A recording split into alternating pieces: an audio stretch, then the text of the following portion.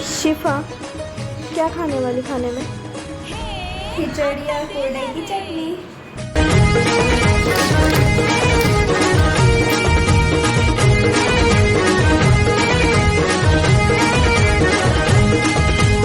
पप्पी दे